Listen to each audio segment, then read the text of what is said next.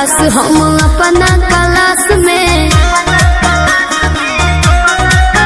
लइका करेलो समार बैठे खाती पास में। हे बाबू बानी सबसे झकास हम अपना क्लास में लइका करेलो समार बैठे खाती पास में। सभे करेला बड़ाई हम केने केने जाई केहू कहे अमर पाली केहू लूलिया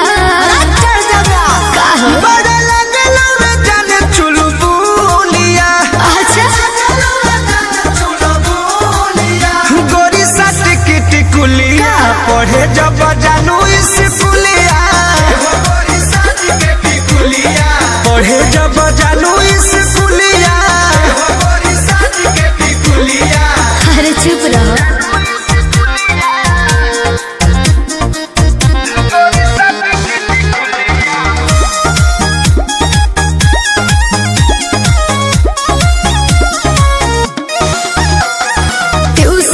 लही कन के बा हमारा बतावे के घड़ी में सभे देखेला समय हमारा जाए आवे के। ये हमरा सब बुझाते है बाबू। तो का पूछता ए धन ओठ पर लगा के उठल लिया तो चले लू हिरनी वाला चलिया ऐसा न बका चिझना हवे जान तू ममोलिया मत सट के टिकुलिया पढ़े जब जानू स्कूलिया पढ़े जब जानू स्कूलिया।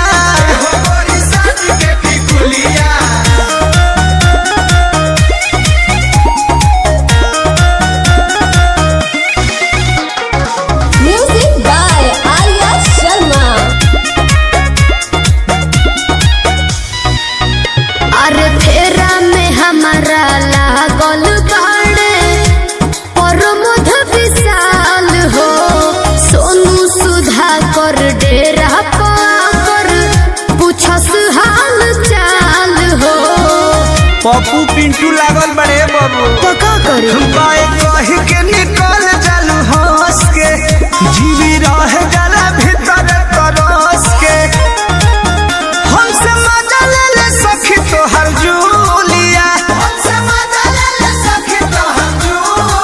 हे गोरी साट के टिकुलिया पढ़े जब जानू स्कूलिया पढ़े जब जानू